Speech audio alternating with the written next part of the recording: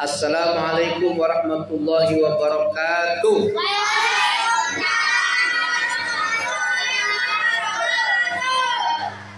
Alhamdulillah rabbil alamin wal aqibatu lil muttaqin wa la udwana illa 'alal zalimin.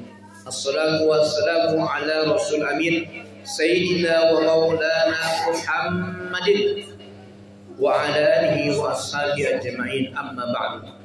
Qala rabbi shrah li sadri wa yassir li amri wa hlul 'uqdatam min lisani yafqahu qawli. Qala ta'ala a'udzu billahi minasy syaithanir rajim.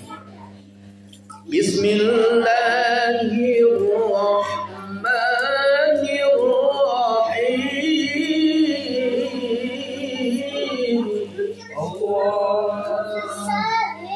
Alladzina amanu wa tatma'innu qulubuhum bi dzikrillah.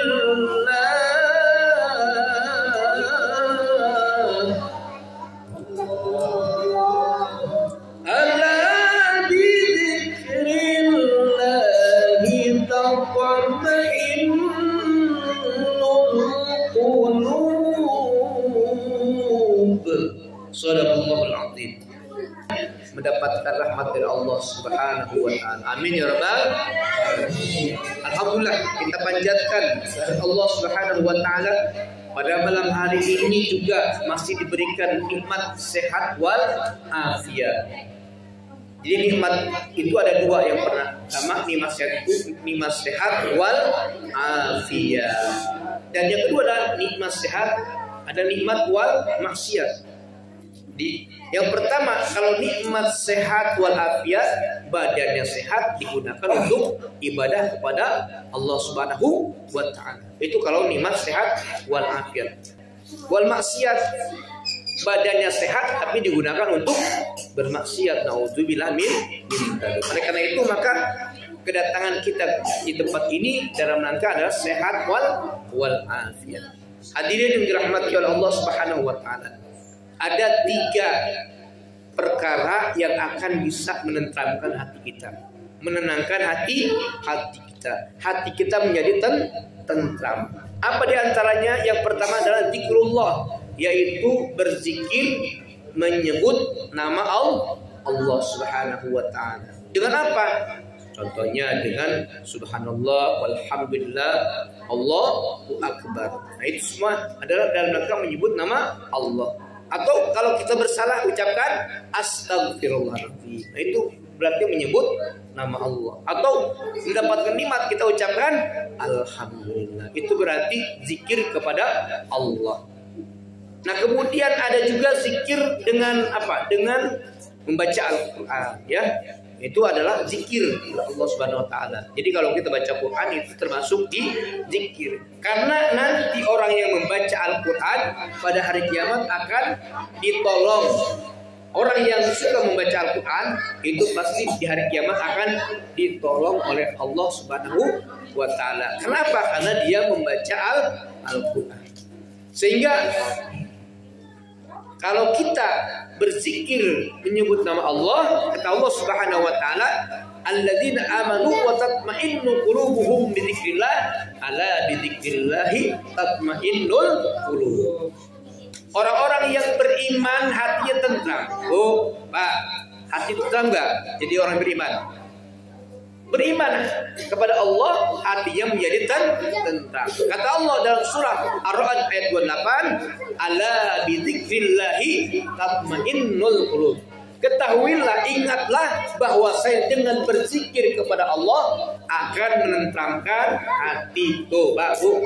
Jadi kalau kita ingin tentram hati kita, jangan minum minuman beralkohol, jangan mabuk-mabukan, jangan minum pel.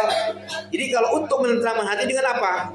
Dengan berzikir kepada Allah Subhanahu wa taala. Nah, di sini juga di Majlis Al-Khairat ini adalah dalam rangka berzikir kepada Allah Subhanahu wa taala. Bu, kalau kita di sini kira-kira tentram hati kita? Tentram enggak? Tahu, tentram hati kita di sini? Tenang enggak? Ya tenang, tentram. Enggak ditagih utang, ya. Enggak juga dinangisi di rumah, ya. Kalau di rumah sudah tidak tenang lagi. Karena apa? Karena mungkin lagi jauh kepada Allah. Tapi kalau kita selalu ingat kepada Allah, di musola kah, di tempat pengajian kah, di rumah kah, kalau kita berzikir kepada Allah, umpamanya di rumah nih, di rumah sebelum kita tidur kita baca doa, sebelum makan kita baca doa. Itu juga adalah menenteramkan hati kita, tentram hati kita kalau kita berzikir kepada Allah Subhanahu wa Ta'ala. Selalu berzikir ya, agar hati kita tentram. Oh, ada yang galau, hatinya galau, kacau balau ya hatinya. Kenapa? Karena dia jauh dari Allah Subhanahu wa Ta'ala ya. Akhirnya dengan kegalauannya itu dia minum obat. Ada nggak obatnya? Obat galau ada nggak? Nggak ada. Obat galau itu nggak ada. Coba beli di apotek, ada nggak? Tanya sama dokternya, tanya sama penjaga apoteknya, Pak, beli obat apa? Saya beli obat pusing. Ada nggak obat pusing? Ada. Obat galau ada nggak? Nggak ada. Obat tenang ada nggak? Nggak ada.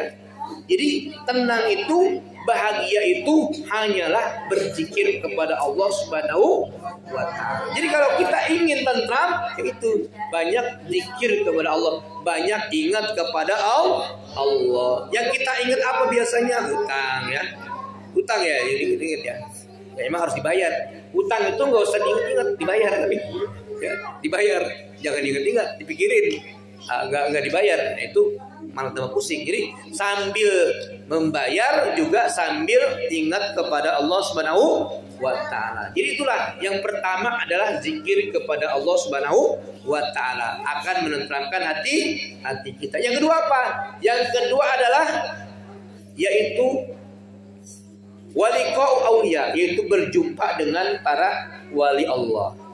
Jadi kalau kita suka bertemu dengan wali Allah, pasti hati kita menjadi tentram. Kenapa? Karena apa? Karena wali-wali Allah itu selalu mengatakan yang baik-baik saja, selalu mengajak kepada Allah Subhanahu wa Ta'ala, beribadah kepada Allah Subhanahu wa Ta'ala. Siapa wali-wali Allah itu? Wali Allah itu adalah yaitu orang-orang yang bertakwa. Jadi kalau kita bergaul dengan orang yang bertakwa, orang-orang soleh, itu hati kita jadi tentram. Nggak dikit-dikit ngomongin orang, enggak. Kalau kita suka bergaul dengan orang-orang yang bertakwa. Kenapa? Kalau kita mau ngomongin, nggak boleh itu ya. Diingatkan terus. Jadi kalau kita bergaul, pilih-pilih. Jangan bergaul dengan orang yang salah. Tapi harus bergaul dengan yang soleh ya. Supaya apa? Supaya kita selalu berbuat amal soleh. Kalau kita salah bergaul, itu bahaya. Ya, bahaya. Kalau kita salah bergaul sangat berbahaya. Apalagi anak muda, anak-anak nih. Kalau bergaul itu jangan sembarangan. Dengerin dong. Kalau kamu bergaul jangan sembarangan bergaul. Pilih-pilih dulu. Bukan berarti kita milih-milih teman, bukan.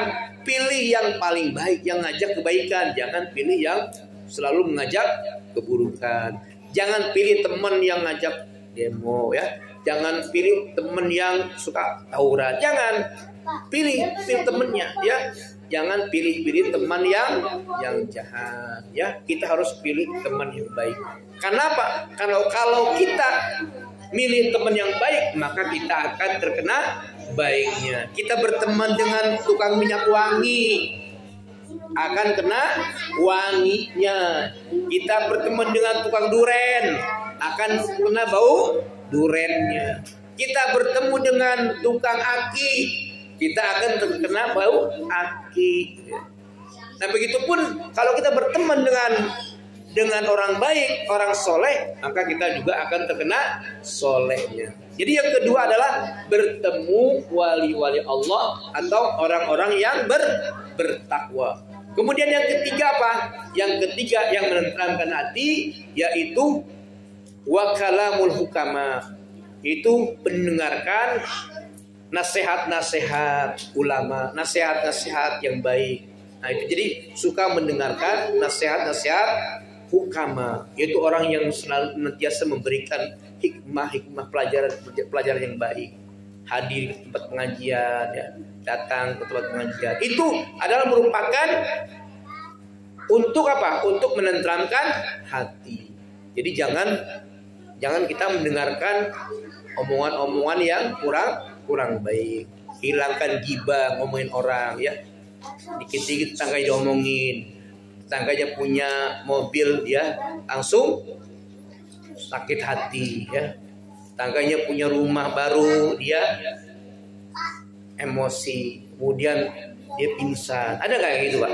Bu? Ada yang kayak gitu? Kalau dengan tetangganya beli mewah, kira-kira senang apa enggak? Kalau senang berarti itu adalah orang yang beriman. Tapi jangan SMS, suka melihat orang lain. Suka melihat orang lain susah melihat orang lain senang. Itu jangan SMS. Jangan susah melihat orang lain senang. Tapi harus apa? Melihat orang tetangga kita, saudara kita harus senang, harus bahagia. Alhamdulillah tetangga kita punya mobil, mungkin kita bisa pinjam lagi kalau kadang-kadang. Alhamdulillah tetangga kita punya rumah, ya kita bisa nempong. Kalau misalkan kita cerita sama teman, kamu rumahnya di mana sih? Saya di rumah di sana, dekat rumah yang bagus gitu ya. Nah itu kan enak ya.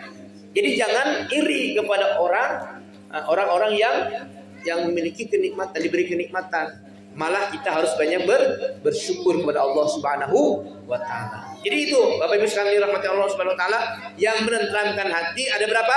Ada 3. Yang pertama adalah berzikir kepada Allah, yang kedua adalah bertemu dengan para wali-wali Allah atau orang-orang yang bertakwa atau orang-orang yang soleh. Kemudian yang ketiga adalah dan senantiasa mendengarkan ya nasihat-nasihat para ulama ya.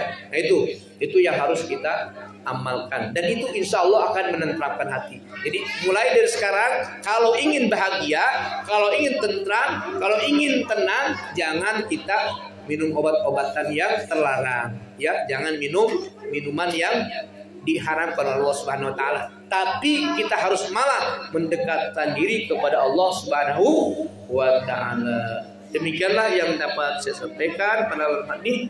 Wallahu muwaffiq ila aqwamit thoriq wal afwa minkum. Wassalamualaikum warahmatullahi wabarakatuh.